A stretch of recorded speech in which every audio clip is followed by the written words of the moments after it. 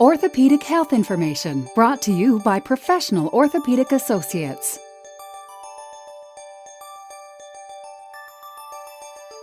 Next, let's talk about treatment options with regards to managing the anterior cruciate ligament or ACL injury. Typically, when someone comes to an orthopedist's office to evaluate these types of injuries, they'll undergo a physical examination. In the office, depending on how much swelling there is inside the knee, we'll be able to determine the laxity or looseness of that ligament.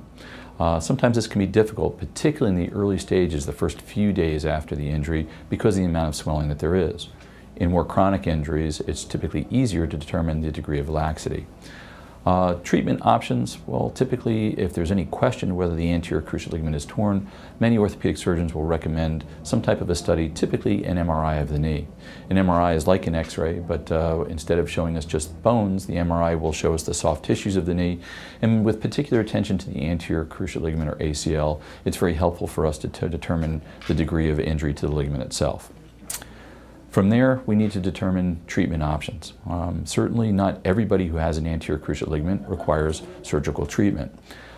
Typically, patients who are low demand, typically older patients, may choose not to undergo surgery to repair this ligament. The treatment options at that stage of the game may include a strengthening program. We do know that by strengthening the muscles around the knee, that sometimes we can make up for some of the laxity of these ligaments. As well, braces are available. Okay? Braces can oftentimes help to control the instability of the knee such that a recreational athlete may be able to return to normal function and not have recurrent episodes of instability.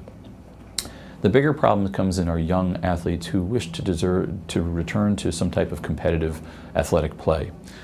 These are patients who typically don't do as well in a brace or with a rehab program alone. The more times the knee buckles or gives out on the person, the more likely they are to do more cartilage damage or injure other ligaments around the knee joint. So in this subset of people, we typically think more along the lines of a surgical reconstruction.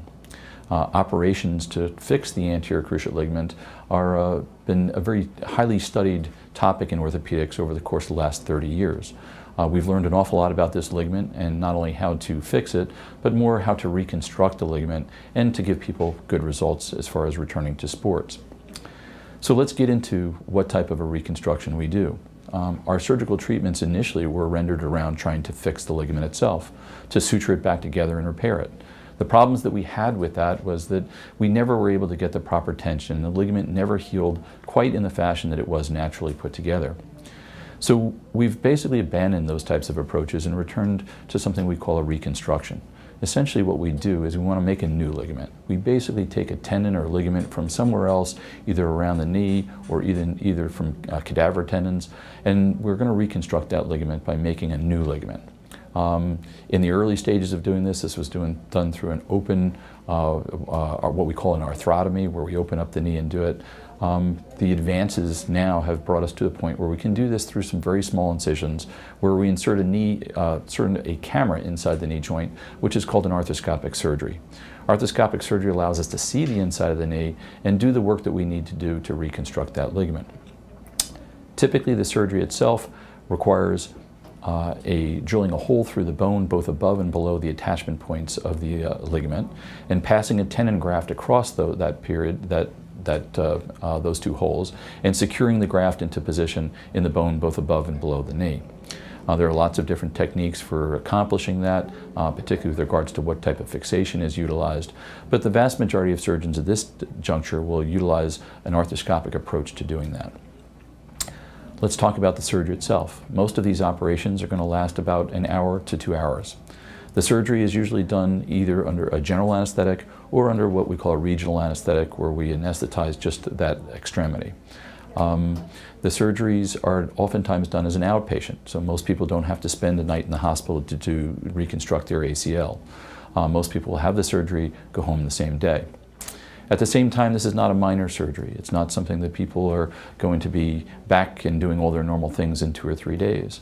The vast majority of our patients are going to spend several days just concentrating on keeping the swelling down, using crutches to get around the house, and basically icing their knee. Again, some of the things that we've learned from the rehabilitation and recovery is that immobilizing the knee for too long is not a good thing. That scar tissue around any joint is not necessarily good for us. So whereas In years past, they were immobilized in braces and casts for 6 weeks after a surgery. Now we really feel like early motion is really key to restoring the knee to normal function. So within 7 to 10 days, we often are able to get patients off of the use of crutches and walking independently.